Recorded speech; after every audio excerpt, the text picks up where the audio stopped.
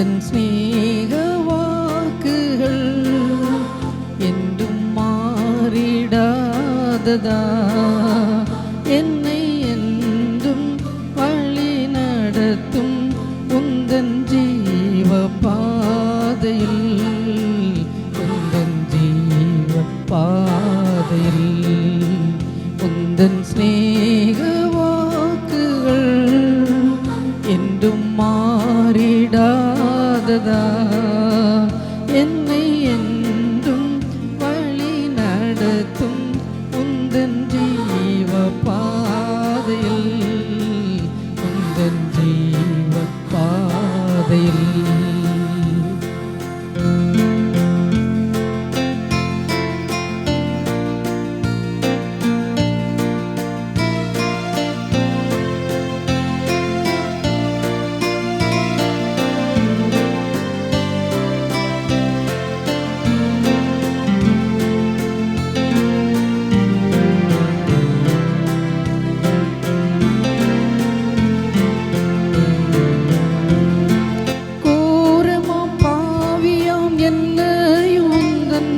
கொல்கதா வரைக்கும் கொண்டு சென்றேன், கோரமாம் பாவியம் என்னையுந்தன் கொல்கதா வரைக்கும் கொண்டு சென்றேன்.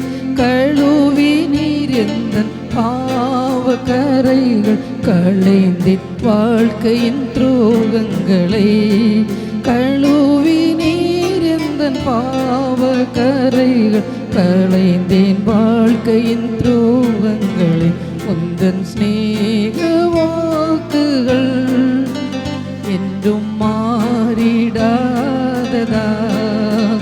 என்னை என்றும் வழி நடத்தும் உந்தன் ஜீவ பாதையில், உந்தன் ஜீவ பாதையில். உந்தன் ஸ்நேக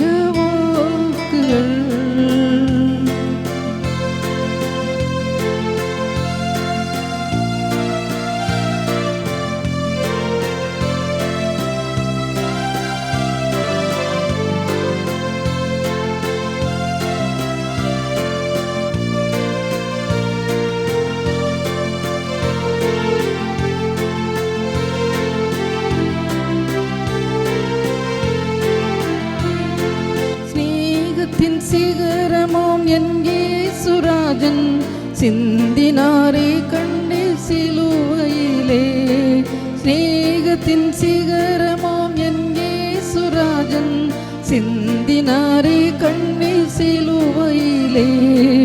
தண்ணீரும் இரத்தமாய் வந்ததை கண்டேன், என் கவலைகள் தீர்க்கவே நீர் மரித்தீர்.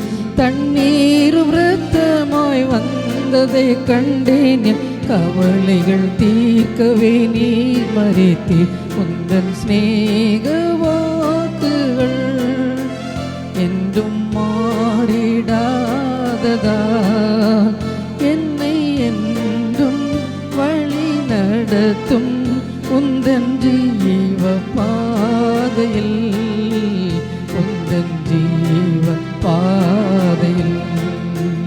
உந்தன் ஸ்நேக வாக்குகள்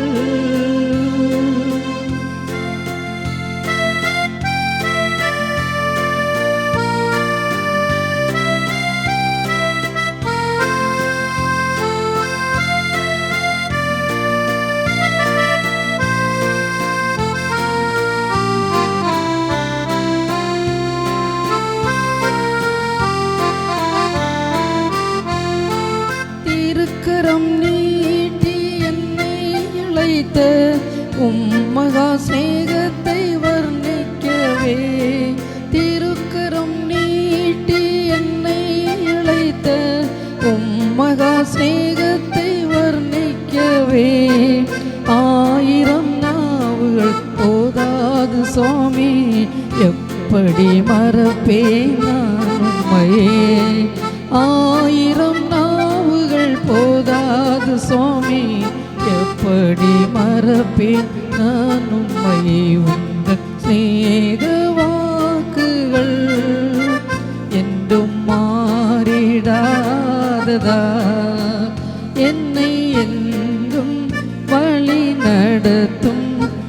உந்தன் ஜீவ பாதையில், உந்தன் ஜீவ பாதையில், உந்தன் ஸ்நேக வாழ்த்துகள்.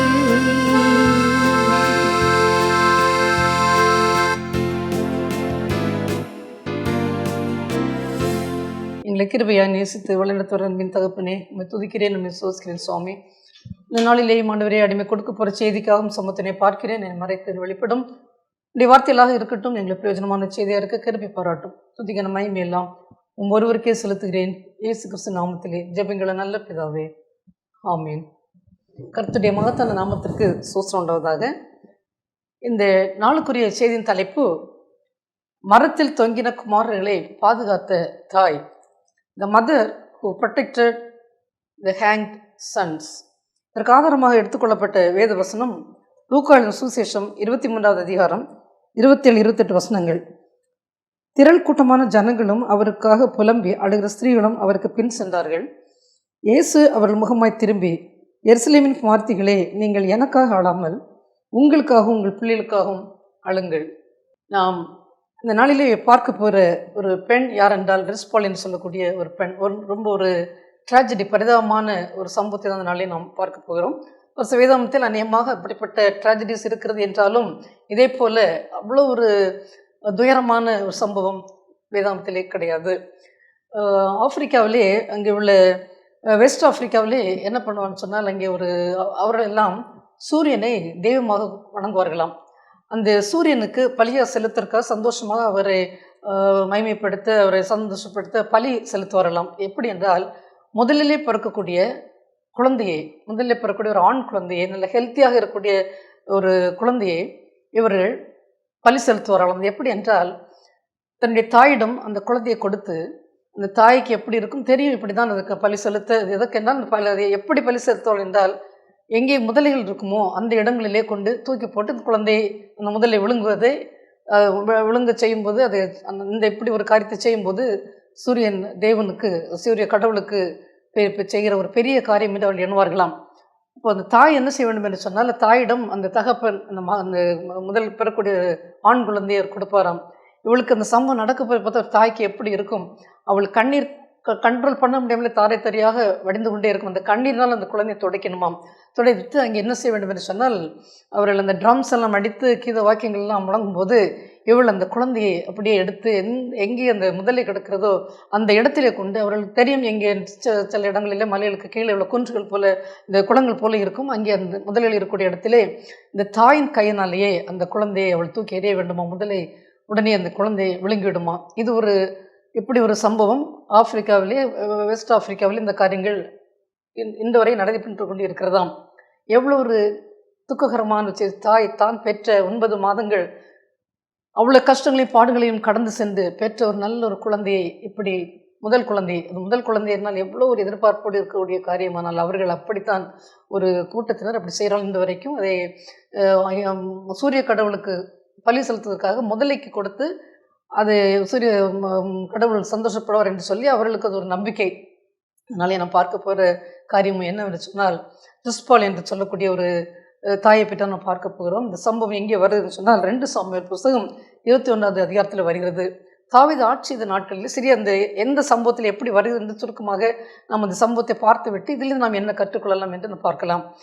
2 சாமுவேல் புத்தகம் 21வது அதிகாரத்திலே அங்கே வருகிற சம்பவம் என்னன்னு சொன்னால், தாவீது ஆட்சி செய்த நாட்களிலே 3 ஆண்டுகள் கடுமையான தொடர்ச்சியாக பஞ்சம் அந்த நாட்டிலே. அப்பொழுது இவர் தாவீது எதை எடுத்தாலும் எதற்கு வேண்டுமென்னாலும் கடவுளிடம் கேட்பார். அப்பொழுது கர்த்தரிடம் கேட்டார், ஏன் இப்படி தொடர்ச்சியாக இந்த பஞ்சம் இருக்கிறதே 3 ஆண்டு என்று கேட்ட உடனே ஆண்டவர் கர்த்தர் சொன்ன பதில் என்னவென்று சொன்னால், சவுலுக்காகவும் அந்த இரத்த பிரியரான அவனுடைய குடும்பத்திற்காகவும் நடந்த ஒரு சம்பவம் தான். கிபியோனருக்கு இவர்கள் செய்த ஒரு காரியத்தின் இந்த ஒரு பஞ்சத்துக்கு காரணம் என்று கர்த்தர் சொன்ன உடனே இவர் தாவீது கிபியோனரிடம் போய் கேட்கிறார். இந்த கிபியோனர் யார் என்று சொன்னால், யோசுவா புத்தகம் 9வது அதிகாரத்தில் பார்க்கும்போது அங்கே இந்த கிபியோனியர் அங்கே இவளுடைய கானான் சேர்ந்து போன உடனே அங்கே இருக்கக்கூடிய இவர்களும் ஒரு பிரிவினர், கானான் தேசத்தில் உள்ளவர்கள். யோசுவாவுக்கும் அந்த இஸ்ரவேல் ஜனங்களுக்கும் கர்த்தர் செய்த பெரிய பெரிய காரியங்கள் எல்லாம் அவள் கேள்விப்பட்டு ரொம்ப எல்லோருமே பயந்து கொண்டிருந்தால். மற்ற எமோரியர், எபூசியர், இன்னும் ஏத்தியர் என்று சொல்லக்கூடிய அந்த கானானிய தேசத்தில் உள்ள எல்லோருமே பயந்து கொண்டிருந்தார்கள். அதில் இந்த கிபியோனியருக்கு ரொம்ப பயமாக இருந்தது. ஏனென்றால் எரிகோ கோட்டை எப்படி தகர்த்தார்கள், ஆயை எப்படி மேற்கொண்டார்கள் நாம் பார்த்து பயந்து போயிருக்கவே இந்த கிபியோனில் உள்ள தலைவர்கள் மற்றவர்கள்லாம் போய் யோசேப்பு சொல்கிறார்கள், இவர் என்ன ஒரு சூழ்ச்சி செய்தார்கள் சொன்னால், இவர்கள் அங்கே இருக்கின்றோம் என்று சொல்லாதபடி இங்கே தூர தேசத்திலிருந்தே நாங்கள் பிரயாணப்பட்டு வருகிறோம் என்று பழைய கிழிந்த துணி, அந்த பழைய திராட்சை துருத்தி எல்லாவற்றையும் ரொம்ப இதில் பூத்து போன அப்பம் இதெல்லாம் எடுத்து கிழிந்த காலில் போட்ட பாதரட்சைகள் எல்லாவற்றையும் எடுத்துக்கொண்டு அவரிடம் போய் நாங்கள் தூர தேசத்திலிருந்து வருகிறோம், வந்து எங்கள் வர வழியிலே எல்லாம் காலியாகி விட்டதுன்னு சொல்லி ஒரு சூழ்ச்சி பண்ணிடுறார்கள். சூழ்ச்சி பண்ணோடனே இவர் யோசுவாம் அதற்கு அவருக்கு அது உதவி செய்கிறார். சொன்னோடனே அதுக்கு பிறகு தெரிய வருகிறது, இவர்கள் இப்படி ஏமாற்றி தான் நீங்கள் வந்திருக்கிறார்கள் என்று சொல்லி சொன்னோடனே அவர்கள் சொல்கிறார்கள், உங்களுக்கு கர்த்தர் செய்ததெல்லாம் எங்களுக்கு தெரியும், அதை வைத்து நீங்கள் எங்களுக்கு உடனே எங்கள் கூடவே நீங்கள் ஒரு உடன்படிக்கை பண்ண வேண்டும், எங்களை கொன்று போட மாட்டீர்கள் என்று சொல்லி ஒரு உடன்படிக்கை பண்ண வேண்டும் என்று சொல்லி அவர் சொல்லவே யோசுவாவும் அதற்கு சரி என்று சொல்லி இந்த கிபியோனியர்களுக்கு நாம் செய்ய மாட்டேன் என்று சொல்லிவிட்டார். சொல்ல உடனே அவர் என்ன சொன்னால், இது இப்படி இவர் சூழ்ச்சி செய்த தெரிந்த உடனே அவருக்கு ரொம்ப கோபம் தான். உடனே அவர் சொன்னார், எங்கள் கோயிலிலே விறகு வெட்டுறவர்களாகவும் தண்ணியை பிடிக்கிறவர்களாகவும் நீங்கள் எங்கள் கூட இருந்து கொள்ளுங்கள் என்று சொல்லிவிட்டார். ஆனால் சவுல் ஆட்சி செய்த நாட்டில் என்ன பண்ணான்னு சொன்னால், இந்த கிபியோனியர்களை அப்படியே அழித்து விட்டார். அந்த ஒரு கோபம் தான் இந்த கிபியோனியர்களுக்கு மனதில் இருந்தது. இவர்களுக்கு ஏதாவது ஒரு பதிலுக்கு செய்ய வேண்டும் என்று சொல்லி அவ்வளோ ஒரு வெஞ்சன்ஸோடு இருந்து கொண்டிருந்தார்கள். கர்த்தருக்கு பிடிக்கவில்லை. ஏனென்றால் யோசுவா காலத்தில் உடன்படிக்கை பண்ணப்பட்டது, இப்படி கிபியோனியரை கொல்ல மாட்டோம் என்று சொல்லி. ஆனால் சவுலும் அவனுடைய குடும்பம் இப்படி அந்த கிபியோனியரை அழித்தது. அது ஒரு பெரிய ஒரு கர்த்தரின் சந்நிதி முன்பதாக அது பெரிய ஒரு பொல்லாப்பாக இருந்த ஒரு காரணத்தினால் ஆண்டவர் தாவீதின் நாட்களில் இந்த 3 வருடமான இந்த பஞ்சத்தை கொடுத்தார். கிபியோனியரை அழைத்து கேட்ட உடனே அவர்கள் சொல்கிறார்கள், உங்களிடம் எங்களுக்கு பொன்னோ அல்லது வெள்ளியோ எங்களுக்கு தேவையில்லை, அல்ல இஸ்ரவேலை நாங்கள் நிர்மூலம் பண்ண வேண்டும் என்பதோ, எங்களுக்கு இஸ்ரவேல் யாரையும் எங்களுக்கு அழிக்க வேண்டும் என்பதோ எங்களுடைய ஆசை அல்ல. ஆனால் எங்களுடைய குடும்பத்தை, எங்களுடைய கிபியோனியரையே நிர்மூலமாக்கின அந்த சவுலினுடைய குடும்பத்திலிருந்து 7 குமாரர்களை நாங்கள் தூக்கிலிடுவதற்கு நீங்கள் எங்களுக்கு அனுமதி தர வேண்டும் என்று சொன்ன உடனே தாவீதும் ஓகே என்று சொல்லிவிட்டார். சவுலுடைய 7 குமாரர்களை தூக்கிலே அவர்கள் மரத்திலே அவர்கள் செய்தார்கள். அதிலே 2 குமாரர்கள் தான் இந்த ரிஸ்பா யார் என்றால் சவுலினுடைய ஒரு மறுமனையாட்டி. அவளுடைய 2 குமாரர்களும் சவுலின் மற்ற மனைவருடைய 5 குமாரர்கள் உண்டு. இந்த 7 குமாரர்களே இந்த 2 குமாரர்கள் இந்த ரிஸ்பா என்று சொல்லக்கூடிய இந்த சவுல் ராஜாவுடைய மறுமனையாட்டின் பிள்ளைகள்.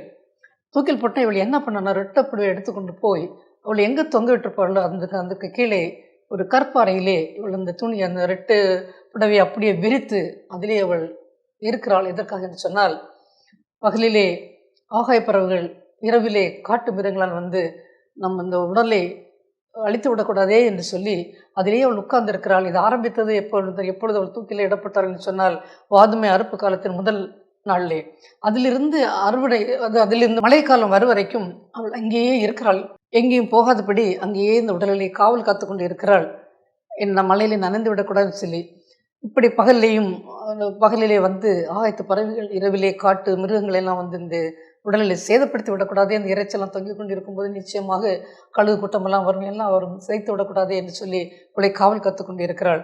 அந்த காத்து கொண்டு இருக்கும்போது எப்பொழுது 6 மாதம், அது ஏப்ரல்லே வார்க்குதுமை நாட்கள் ஆரம்பம் எப்பொழுது இருக்கும் என்றால் சாதாரணமாக ஏப்ரல் மாதத்திலே, மழை வருவது நவம்பர். 6 மாதங்கள் அதிலேயே அந்த கற்பாரியிலே அவள் இருந்த அந்த உடல்நிலையை பாதுகாத்து கொண்டு இருந்தாள்.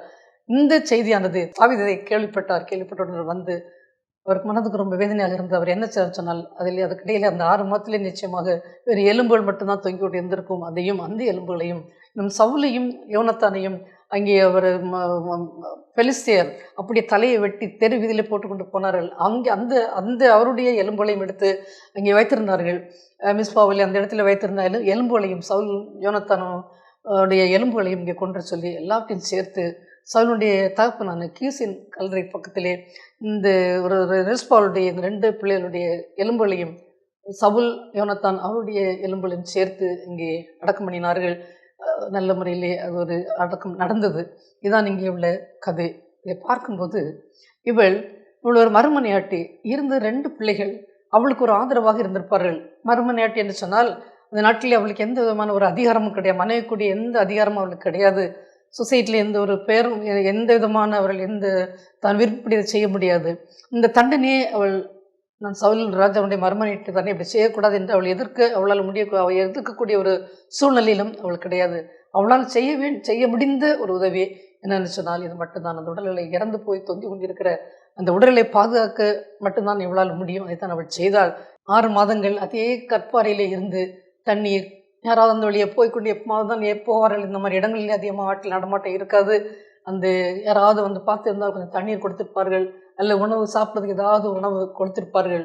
அவள் அந்த வெயிலேயும் அந்த ஒரு இரவு குளிரெலாம் இருந்திருக்கலாம். அந்த நாட்களில் அவள் எவ்வளோ ஒரு வேதனை. எதற்காக என்று சொன்னால் தன்னுடைய பிள்ளைகளுடைய இறந்து போன பிறகு கூட அந்த பிள்ளைகள் இறந்து போன சடலத்துக்காக இப்படி ஒரு பாதுகாத்த தாயை நாம் ஹிஸ்டரியிலே நாம் படித்திருக்க மாட்டோம் என்று பார்க்கும்போது ரொம்ப ஒரு பரிதாபத்துக்குரிய ஒரு காரியம். இந்த ரிஸ்பா இவருடைய பேரின் அர்த்தம் என்று சொன்னால் ஹாட் ஸ்டோன், ரொம்ப சூடான கல் அல்லது நிலக்கரி கோல் என்றுடைய அர்த்தம்.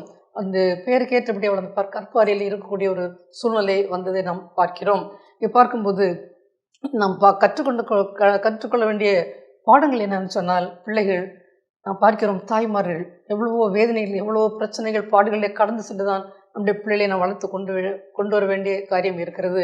அவளுக்கு சொத்து சுகம் எல்லாத்தையும் சேர்த்து வைத்தாலும் இந்த காலத்திலே பார்த்தோம் சொன்னால் மீடியாக்கள் மூலமாக கூட செல் மூலமாக இப்படி அவளுடைய கவனங்களை சிதறடிப்பதற்கு எவ்வளோ காரியங்கள் இருக்கிறது.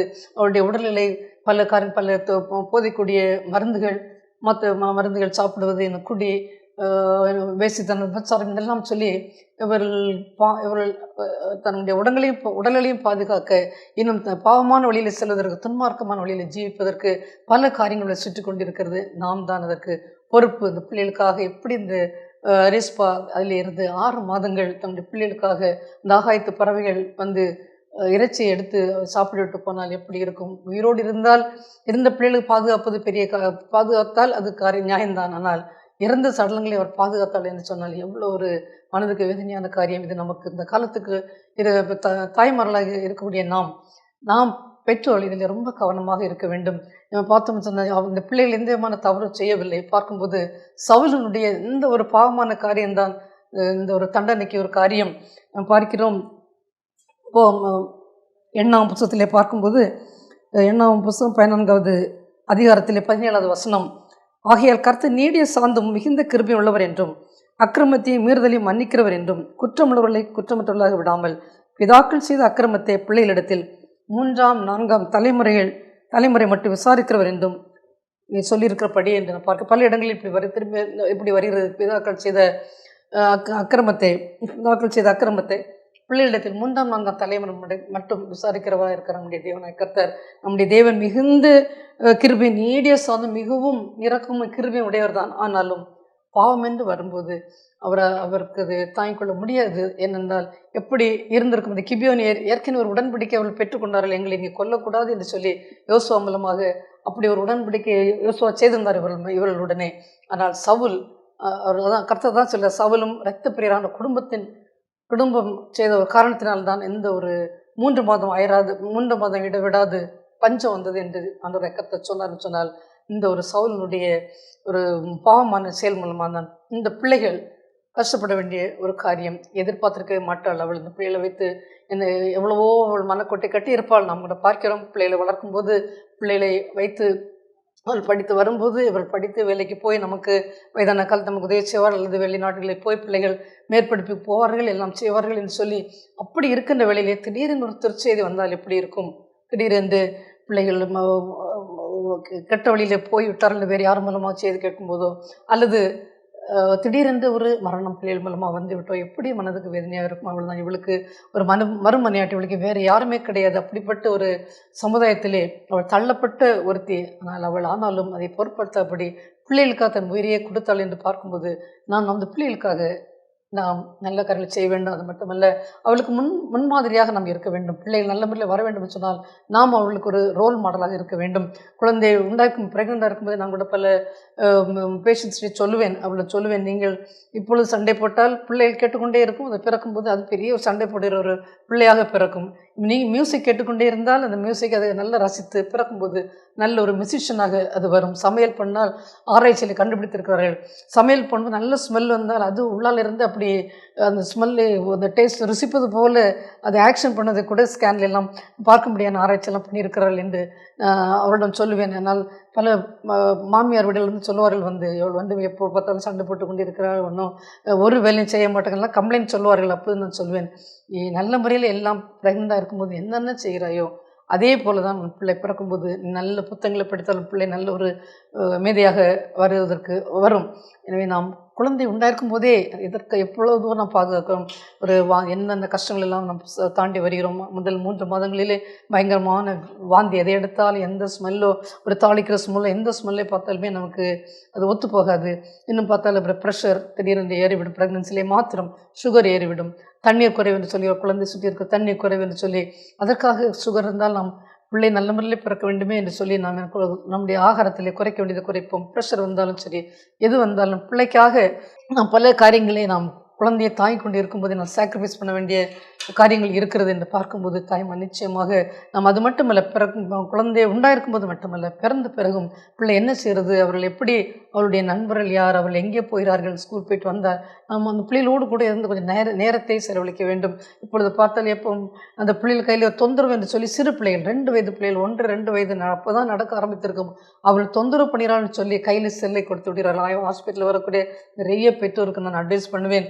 ஏன்னா ஹாஸ்பிட்டல் என்று பார்க்காதபடி கூட கையில் ஆன் பண்ணி விட்டு கொடுத்து விடுவார்கள். அது சின்ன பிள்ளைக்கு எதுவுமே தெரியாது. அதற்கு அது ஒரு கத்தியை கொடுத்தா அந்த கத்தி நம்மை குத்தி அதில் ரத்தம் வரும் என்று அதுக்கு தெரியவே செய்யாது. ஆனால் நாம் தான் இந்த கத்தியை கொடுத்தால் பிள்ளையை குத்தி விடுமேன்னு சொல்லி நமக்கு தெரிந்து நாம் தான் சிறு வயதிலிருந்தே அது ஒரு ஒழுக்கமாக வளர்த்து கொண்டு வர வேண்டும். சிறு வயதிலே நாம் எப்படி அதில் வளர்த்து கொண்டுறோமோ நாம் கடைசி பின்னாடி கூட பிள்ளையாண்டன் நடக்க வேண்டிய நடக்க விட வேண்டும் என்று சொல்லி நீதிபதி புஸ்தகத்திலே நாம் படிக்கிறோம். நீதிபதி புஸ்தகத்தை எடுத்தோம்னு சொன்னால் அநேகமான அறிவுரைகள் பிள்ளைகளை எப்படி வளர்த்து கொண்டு வர வேண்டும், நாம் எப்படி இருக்க வேண்டும் என்று சொல்லி அதிகமான காரியங்கள் அந்த இடத்துல நாம் படித்தாலும் நம்ம அன்றாட வாழ்க்கையிலே கூட நாம் அபியாசப்படுத்த வேண்டும். பிள்ளைகளுடைய அவர்கள் எங்கே போகிறார்கள், அவருடைய நண்பர்கள் யார், என்ன செய்கிறார்கள், லேட்டாக வந்தால் ஏன் என்று நாம் கேட்க வேண்டும். அது மட்டுமல்ல, வந்த உடனேயே அவர்களை எடுத்து ஹோம்ஒர்க்கை பண்ணிட்டு அப்படிலாம் சொல்வதை பார்க்கல. வந்த உடனே இன்றைக்கி கிளாஸில் இப்படி நடந்தது. சில நேரங்களில் சில டீச்சர்ஸ் பிள்ளைகளுக்கு பிடிக்காமல் இருக்கும். பிள்ளை ஃபேஸை பார்த்தாலே ஒரு மாதிரி இருக்கும். கேட்க வேண்டும், என்ன நடந்தது ஸ்கூல்லே. சில வேளைகளில் சொல்லுவார்கள், அந்த இங்கிலீஷ் டீச்சர் எனக்கு பிடிக்கவில்லைன்னு சொல்லுவார்கள். சில டைம் மற்ற மேத்ஸ் டீச்சர்லாம் நன்றாக பார்க்கிறான்னு சொல்லுவார்கள். என்ன காரணம் என்று டீச்சர் நம்ம கேட்கலாம். நாம் இப்படி அவருடைய எல்லா அவளோடு நம்ம ஷேர் பண்ணும்போது நிச்சயமாக அவருடைய எல்லா கஷ்டங்களையும் நம்மளை அவர்களும் ஷேர் பண்ணுவார்கள். நான் வீட்டிலே வந்த உடனே ஏதோ ஒரு மிலிட்ரி ரோல் போல் மிலிட்ரியில் ட்ரைனிங் கொடுப்பது போல் கொடுத்த மாதிரி சொன்னால் பிள்ளைகள் நமக்கு பயந்து ஓடி வேறு யாரையாவது தேடுவார்கள், நண்பரிடம் போவார்கள். நமக்கு அங்கே போனால் நல்ல முறையில் ஷேர் பண்ணலாமே, நமக்கு வேண்டியதெல்லாம் பார்த்துக்கலாம்னு சொல்லி தவறான வழியிலே போவதற்கு காரணமே நாம் தான், பெற்றோர் தான். பிள்ளைகள் கூடவே இருந்து அவருடைய எல்லாவற்றையும் நாம் அறிந்து கொண்டு அதற்கேற்றபடி தண்டிக்க வேண்டிய இடத்தில் தண்டிக்க வேண்டும், அன்பு கொடுக்க வேண்டியது பேலன்சிங்காக நம்ம போனோம்னு சொன்னால் நல்ல ஒரு பிள்ளைகளை வளர்த்து கொண்டு வர முடியும். சில வேளைகளிலே வெளிநாட்டில் வேலைகளுக்காக நம்ம போகும்போது பிள்ளைகளை இங்கே விட்டு போகும்போது அந்த நாட்களிலே பல தவறுகளில் பிள்ளைகள் மாட்டி விடுகிறார்கள். அப்படி வரும்போது திருத்தி கொண்டதற்கு ரொம்ப ஒரு வேதனையான காரியம். ஆனாலும் நம்முடைய தேவன் நம் கண்ணீரோடு எப்படியாக இவளோட 6 மாதங்கள் அந்த இடத்திலே அப்படியே சரியான முறை ஒரு தூக்கம் கிடையாது, சரியானபடியில் அவருக்கு சரியான முறையில் அவள் சாப்பிட்ருக்க மாட்டாள், குளித்திருக்க மாட்டாள், எதுவுமே சேர்க்க மாட்டாள். அந்த இடத்துல ஒரு வைராக்கியத்தோடு பிள்ளைகளை பாதுகாக்க வேண்டும் என்ற, அந்த உடலை இறந்து போன உடலை பாதுகாக்க வேண்டும் என்ற ஒரு வைராக்கியத்தோடு அவள் எப்படி இருந்தால், அதுபோல் நாம் ஒரு வேளை பிள்ளைகள் தவறி இருந்தால் கூட வெளிநாட்டில் போயிருந்து அல்லது நாம் இங்கே இருந்துக்கிட்டு பிள்ளைகள் வெளியில் படிக்க விட்டுருக்கலாம், தவறான வழியில் போக பல வாய்ப்புகள் உண்டு. அப்படி இருந்தாலும் நாம் இங்கே இருந்து முழங்கால் படி போட்டு நாம் ஜெபிக்கும் போது நிச்சயமாக நம்முடைய கண்ணீரை கண்டு அவனுடைய பிள்ளைகளை நல்ல வழியில் கொண்டு வருவார் என்பதில் எந்த சந்தேகம் கிடையாது. சத்துரு பல வழியிலுமே நம்முடைய பிள்ளைகளை விழுங்கலாம் என்று சொல்லி அவன் மலைத்திருந்து அழிந்து கொண்டே இருப்பான். ஆனால் அவருடைய ஒரு பாதுகாப்பு யாருன்னு நாம் பெற்றோர் தான். முக்கியமாக பெண்கள் வீட்டில் இருக்கும்போது, ஆண்கள் வெளியில் வேலைக்கு போவார்கள், அவர்களுக்கு பல பொறுப்புகள் உண்டு, சில டென்ஷனோடு வீட்டுக்கு வருவார்கள். இந்த நாட்டில் பெண்களும் வேலை பார்க்கிறோம் என்றாலும் அதன் மத்தியிலேயும் அவர்களுக்கு கொடுக்க வேண்டிய ஒரு நேரத்தை நாம் செலவழித்து அவர்களோட கூட இருப்ப ஒரு ரோல் மாடலாக நாம் எப்படி அவர்கள் முன்பதாக நடக்கிறோமோ அது அவர்களும் வருவார்கள். கணவன் மனைவி எப்பொழுதுமே சண்டை போடுகிற ஒரு கணவன் மனைவியாக இருந்தால் நிச்சயமாக அந்த பிள்ளைகளும் சண்டை போடுவதற்கு ரொம்ப அவர்களுக்கு ரொம்ப பழக்கமாகிவிடும். அம்மா அப்பா எப்பொழுதும் சண்டை போட்டு கொண்டிருக்கிறார்கள் என்று சொல்லி அவர்கள் அந்த மாதிரி ஆகுவார்கள். அதனாலே ரொம்ப கவனமாக பிள்ளைகள் மத்தியிலே நாம் இருக்க வேண்டும். அமெரிக்க தேசத்திலே உள்ள அந்த நியூயார்க் அந்த துறைமுகத்திலே வைக்கப்பட்டிருக்கிற அந்த ஒரு நாம் ஸ்டாச்சு ஆஃப் லிபர்ட்டி அவங்க எல்லோருக்குமே தெரிந்தது தான். அந்த ஒரு ஸ்டாச்சு அது செய்த அந்த சிற்பி அந்த அது எப்படின்னு சொன்னால் பிரான்ஸ் நாட்டிலிருந்து அமெரிக்காவுக்கு இதை அவர்கள் கிஃப்டாக கொடுத்தது தான். அப்பொழுது அங்கே உள்ள பிரான்ஸ் நாட்டில் உள்ள ஒரு சிற்பி தான், அவருடைய பெயர் பர்த்தோலி. அவர் அப்படி அதை அது நிறைய டொனேஷன்ஸ் எல்லாம் நிறைய செலவழிந்தது அதற்கு. உலகத்திலே அது ஒரு 10 அதிசயங்களிலே அதுவும் ஒரு பெயர்பெற்ற ஸ்டாச்சுலே அது ஒரு முக்கியமான ரொம்ப உயரமான ஒரு ஸ்டாச்சு தான், இந்த அமெரிக்காவில் உள்ள ஸ்டாச்சு ஆஃப் லிபர்ட்டி. அதை அந்த சிற்பி அவர் கட்டும்போது எந்த வடிவத்திலே அதை கட்டலாம் என்று சொல்லி, ஃபேஸ் எப்படி இருக்க வேண்டும் என்று சொல்லி ரொம்ப ரொம்ப யோசித்து கொண்டிருந்தார். பல சிற்பிகள் அவர்களிலேயும் ஆர்டிஸ்டையும் கேட்டார், யாருடைய அது ஒரு நல்ல ஒரு சிறப்பான ஒருவருடைய முகத்தை வைக்க வேண்டுமே என்று சொல்லி ரொம்ப நாளாக சிந்தித்து கொண்டு எல்லோரும் பலரும் பல விதமான ஒப்பீனியனை கொடுத்தார்கள். ஆனால் இவர் என்ன நினைத்தார்னு சொன்னால் ஒரு முடிவுக்கு வந்தார், தன்னுடைய தாயினுடைய முகத்தை வைக்க வேண்டும் என்று சொல்லி. ஏனென்றால் அவர்கள் தானே எனக்கு ஒரு சுதந்திரமாக இருப்பதற்கு, ஒரு வெளிச்சமாக என் வாழ்க்கையிலே ஒரு லைட்டாக வெளிச்சமாக நான் இந்த அளவுக்கு வருவதற்கு எனக்கு துணையாக இருந்தது என்னுடைய தாய் தானே, அந்த ஃபேஸ்லேயே நாம் வைக்க வேண்டும் என்று சொல்லி அதை கட்டினாராம். பார்க்கும்போது 1886 வருடம் அக்டோபர் மாதத்திலே அதை திறந்தார்கள். இதை பார்க்கும்போது நாம் ஒரு பிள்ளைகளுக்கு சிறு வயதிலிருந்தே நாம் அவர்களுக்கு ஒரு கற்பித்து கொடுக்க, அவளுக்கு முன்மாதிரியாக ஒரு அன்பு செலுத்த ஒரு இருந்தோம் சொன்னால் நிச்சயமாக அவருடைய வாழ்க்கையிலையும் அவள் வாழ்க்கை நடத்த பெரிய ஆட்களாகும்போது நிச்சயமாக நம்ம நினைத்து பார்ப்பார்கள். நம் செய்த ஒவ்வொரு காயத்திலையும், எவ்வளவு கஷ்டத்தின் மத்தியிலையும் பாடல் மத்தியிலும் நம்முடைய பெற்றோர் கடந்து சென்றால் நம்ம அம்மா எவ்வளவு நமக்காக ஒரு தியாகம் பண்ணினார்கள், நாம் அவர்களை மறக்கக்கூடாது என்று சொல்லி வயதான காலத்தில் அநேக பெற்றோர் தனிமையாக விடப்பட்டு எவ்வளோ வேதனைப்படுகிறார். இந்த மகன் வரமாட்டாளா, மகள் வரமாட்டாளா என்று சொல்லி பேர பிள்ளை பார்க்கணும் எவ்வளோ ஆசையோடு இருக்கிறதுனால இப்பொழுது பிள்ளைகள் எல்லாம் பெற்றோரே என்ன நினைக்கிறாள், வெளிநாட்டில் படிக்க அனுப்பிவிட்டால் அது பெரிய கிரேட்னு நினைக்கிறாள். பக்கத்திலே ஒரு சிக்காகும் போது நம்ம பக்கத்திலே பிள்ளைகள் இருந்தாங்க. எவ்வளோ ஒரு எனக்கு ஒரு அனுபவம். என்னுடைய கணவன் இறந்த பிறகு அவர் ஒரு ஃபிசிக்கலாக இல்லை என்ற ஒரு கவலை, மற்றபடியும் அவரை அனுபவிக்க வேண்ட ஆசீர்வாதங்கள் அவர் கொடுத்தார். ஆண்டவர் ஏற்ற வழியிலே அவர் குறித்த வழியிலே அவர் அழைத்து விட்டார். அதுக்கு பிறகு இந்த நாள் வரையிலும் எனக்கு எந்த விதமான மத்தியில் சாட்சியாக சொல்லி ஆண்டவர் எனக்கு கொடுத்த ஒரு ஆசீர்வாதம். பிள்ளைகள் அங்கே கூடவே இருக்கிறது தான். என்றால் ஒரு திடீரென்று ஒரு தலை சுத்தோ ஒரு பிபி ஹை ஆகிவிட்டதோ என்ன ஆகிட்டாலும் கூப்பிட்டால் உடனே பிள்ளைகள் நமக்கு கூடி வருவதற்கு, அவர்கள் இருப்பதற்கு அந்த ஒரு கிருபை ஆண்டவர் கொடுத்திருக்கிறார். பல பெற்றோர்கள் படுற வேதனை நமக்கு தெரியும். ஒரு இடங்களிலே அதற்காக பிள்ளைகள் தூரங்களை அனுப்ப முடியாதுன்னு கிடையாது, அனுப்பினாலும் நாம் அவர்களுக்கு சிறு வயதிலிருந்தே அப்படி ஒரு அன்பிலே கட்டி அவர்களை வளர்த்து கொண்டு வந்தோம் என்று சொன்னால், நமக்கென்று ஒரு காரியம் வரும்போது பணத்தை அனுப்பி கொடுப்போம், பின்னால் வருவென்று பிள்ளைகள் சொல்ல மாட்டார்கள்.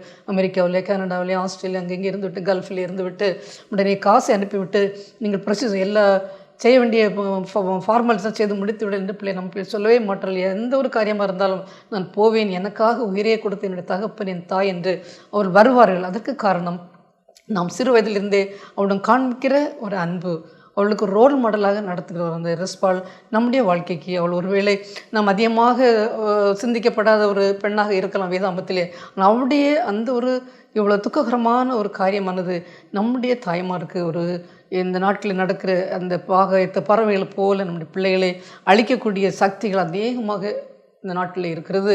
காட்டு மிருகங்களைப் போல அவருடைய வாழ்க்கையை சீரழிக்கக்கூடிய அநேக தேவையில்லாத காரியங்கள் சுற்றி கொண்டிருக்கிறது. இவளுக்கு வேலை பாதுகாப்பு யாருன்னு சொன்னால் நாம் தான், பெற்றோர் தான். இதை சிந்தித்து நாம் செயல்படுவோம். கர்த்தர் செய்தி ஆசிரியப்பாராக. ஜெபம் செய்வோம். நம்மளே சுவாமி துதிக்கிறேன், ஐயா சோசரிக்கிறேன். இந்த நாளில் ஆண்டவரே அந்த ஒரு துயரமான ஒரு சம்பவத்து மூலமாக எங்களுக்கு நாளை செய்தியை கொடுத்தீர். ரிஸ்பாவை நினைத்து பார்க்கிறோம்ப்பா. ஒரு மர்மனையாட்டி சவுல் ராஜாவுக்கு மர்மனையாட்டியாக இருந்த அவளுடைய 2 குமாரர்களும் கூட தூக்கிலிடப்பட்டார்கள்.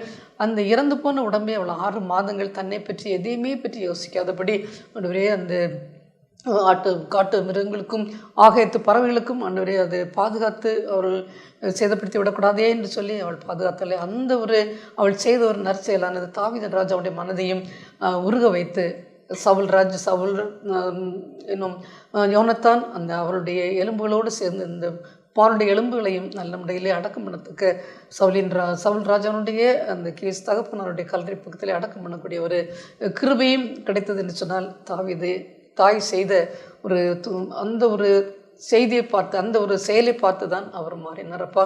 அதுபோல் நாங்களும் எங்கள் பிள்ளைகள் தவறும்போது அவர்களே நான் குற்றம் சொல்லாதபடி ஏன் இது நடந்தது, நம்ம தான் அதற்கு காரணமாக இருக்குமே என்று சொல்லி நாங்கள் உணர்ந்து பார்த்து எங்கள் பிள்ளைகளுக்கு இப்படிப்பட்ட சக்திகள் தேவையில்லாத ரொம்ப எங்கள் பிள்ளைகளை அழிக்கக்கூடிய சக்திகள் சுற்றி இருக்கும்போது அதை நாங்கள் பாகத்தில் அமர்ந்திருந்து அவர்களுக்காக நாங்கள் கண்ணீர் வடித்து எங்களே நாங்கள் நோக்காதபடி நோக்கி பார்த்து அவளை பாதுகாப்பாக வளர்த்து கொண்டு வர எனக்கு கிருபை செய்ய வேண்டுமா ஜெபிக்கிறோம் சுவாமி. ஒரே நாங்கள் சத்தியங்களை கேட்டு எங்கள் வாழ்க்கையிலே மாற்றங்களை கட்டளையிட்டு எங்களுடைய கடமைகளை நாங்கள் உண்மையை மொத்தமாக செய்ய எனக்கு கிருபை செய்யும். மிகுந்த கிருபையும் நேடிய சாந்தமும் பொறுமையுள்ள தேவன் தான் என்றாலும் ஒன்றே பாவத்தை ஒரு நாள் பாவத்துக்கு தண்டனை கொடுக்காமல் இருக்கிற தேவன், நல்ல முற்பதாக்கள் செய்த பாவங்களை முன்னாள் நாங்கள் தலைமுறை மட்டும் விசாரிக்கிற தேவனாக இருக்கிறது. அதை நாங்கள் பார்த்தோம். சவுலுடைய அந்த ஒரு சவுளுடைய குடும்பத்துடைய அந்த இரத்த பிறனுடைய அந்த சம்பவம் காரணமாக கிபியோனியருக்கு செய்த அந்த பாவம் எப்படி இவர்களுக்கு வந்தது, அந்த தண்டனை பிள்ளைகளுக்கு கிடைத்தது என்று பார்க்கும்போது நாங்களும் பாவமான செயலை செய்யும்போது யாருடைய கண்ணீரை நாங்கள் வாங்காதபடி, யாருக்கும் ஆண்டவரே நன்மை செய்தவர்களுக்கு நாங்கள் தீமை செய்யாதபடி தகப்பனே உங்களுக்கு பயந்து நாங்கள் ஜீவிக்கிறதுக்கு எங்களை கிருபை செய்யும். துதிகன மகிமை எல்லாம் ஒருவருக்கே செலுத்துகிறேன். இயேசு கிறிஸ்து நாமத்திலே ஜெபங்களை நல்ல பிதாவே, ஆமென்.